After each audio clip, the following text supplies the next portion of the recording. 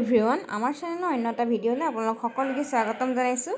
আজি আপোনালোকৰ কাৰণে কেঁচা আমৰ মিঠা আচাৰ ৰেচিপিটো লৈ আনিছোঁ। আশা কৰোঁ ৰেচিপিটো সকলোৰে ভাল লাগিব। আহকচোন তেনে ৰেচিপিটোলৈ আগবাঢ়োঁ। তাৰ কাৰণে মই আধা কেজি আম কাটি লৈছোঁ বাকলি এৰাই পেলাই, আৰু এনেদৰে দীঘল দীঘলকৈ কাটি লৈছোঁ। আৰু এইফালে আম আধা কেজি আৰু আধা কেজি গুড় লৈছোঁ। আমটো অকণমান টেঙা, সেইকাৰণে গুড় মই সমানেই ল'লোঁ। গুড়টো কম বেছি কৰিব পাৰে মিঠা কমকৈ খালে। আৰু এইফালে মই মছলা লৈ লৈছোঁ। মই মছলা লৈ লৈছোঁ জিৰা 1 চামুচ, ধনিয়া 1 চামুচ আৰু চফ্ট 1 চামুচ আৰু শুকান জলকীয়া লৈছোঁ কেইটামান। আৰু এতিয়া মই মছলাখিনি ভাজি ল'ম অকণমান 2 মিনিট মই মিডিয়াম ফ্লেমত ভাজি ল'ম মছলাখিনি। তাৰপাছত গ্ৰাইণ্ডাৰত পিচি ল'ম।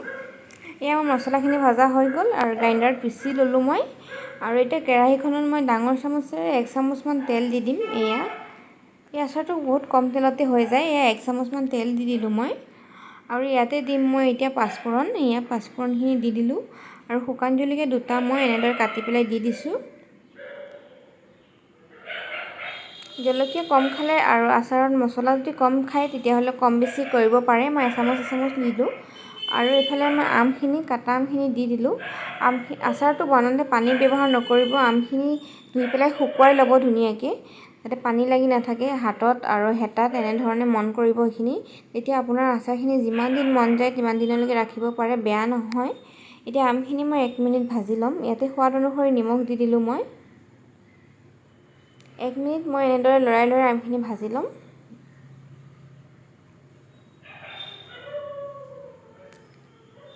এয়া 1 মিনিট ভাজা হৈ গ'ল মোৰ। গেছৰ ফ্লেমটো একেবাৰে ল' কৰি দিছোঁ। এতিয়া ইয়াতে মই গুড়খিনি এড কৰিম। গুড়খিনি দি দিলোঁ। গেছৰ ফ্লেমটো একেবাৰে ল' কৰি ৰাখিব, নহ'লে গুড়খিনি জ্বলি যাব, আচাৰখিনি তিতা হৈ যাব তেতিয়া। আৰু এতিয়া যেতিয়ালৈকে গুড়খিনি আমাৰ গলি নাযায় তেতিয়ালৈকে মই গেছৰ ফ্লেমটো ল' কৰি ৰাখিম। মাজে মাজে অকণমান লৰাই থাকিব লাগিব।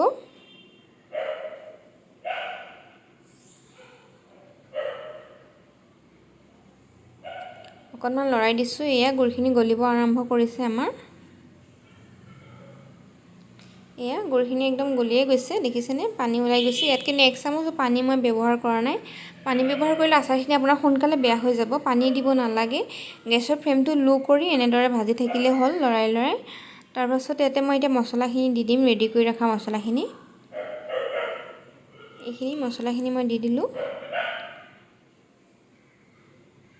এতিয়া গেছৰ ফ্লেমটো মিডিয়াম কৰি দিম। গুড়খিনি গলি গ'ল আমাৰ। আৰু মিডিয়াম কৰি এনেদৰে লৰাই ভাজি থাকিম আমখিনি।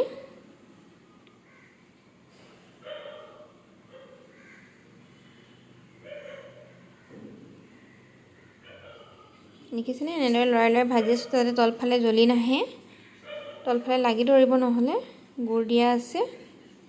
মাজে মাজে লৰাই ভাজি থাকিব লাগিব এনেদৰে।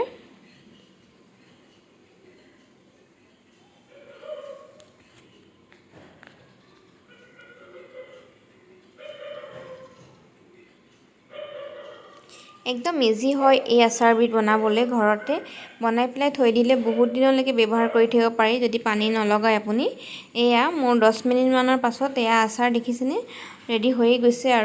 আৰু এতিয়া গেছৰ ফ্লেমটো ল' কৰি দিম। আমাৰ এই গুড়িখিনি পকি গৈছে ধুনীয়াকৈ। আৰু একদম ল' ফ্লেমত আৰু 5 মিনিট মই এনেদৰে লৰাই ভাজিম।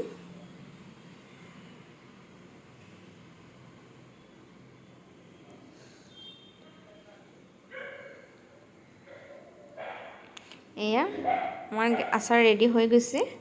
আৰু ফ্ৰেণ্ডছ, আপোনাৰ ভিডিঅ'টো চাই কেনেকুৱা লাগিলে বাৰু? ভিডিঅ'টো যদি চাই ভাল লাগিলে, আপুনি যদি মোৰ চেনেলত নতুন হয় প্লিজ চেনেলটো ছাবস্ক্ৰাইব কৰিব, ভিডিঅ'টো লাইক কৰিব, শ্বেয়াৰ কৰিব। আৰু ছাবস্ক্ৰাইব কৰোঁতে কাষতে থকা বেল আইকন টিপি দিব, যাতে মোৰ ভিডিঅ'ৰ ন'টিফিকেশ্যন হ'ব আপুনি পাই থাকে। আমাৰ আচাৰ ৰেডি হৈ গ'ল। এতিয়া মই ঠাণ্ডা হ'ব থৈ দিম। গেছটো অফ কৰি দিছোঁ। ঠাণ্ডা হোৱাৰ পাছত এখন থালিত মই লৈ লৈছোঁ। মই আচাৰখিনি অলপ টাইট হৈ গ'ল, দেখিছেনে? একদম ৰুটিৰ লগত খাবলৈ বহুত ধুনীয়া হয় এই আচাৰবিধ। ট্ৰাই কৰা নাই যদি এদিন ট্ৰাই কৰি চাব। আৰু এইখিনি এতিয়া মই এনেধৰণে ৰ'দত দিম 2 দিন। ৰ'দ নাথাকিলে ৰ'দত নিদিলেও হয়, যেতিয়া ৰ'দ ওলায় তেতিয়া দিলেও হ'ব। এতিয়া ৰ'দ আছে, মই 2 দিন ৰ'দত দি বটলত ভৰাই থৈ দিম। বহুত দিনলৈকে ব্যৱহাৰ কৰি থাকিব পাৰিম তেতিয়া। ভিডিঅ'টো শেষলৈকে চোৱাৰ কাৰণে বহুত ধন্যবাদ।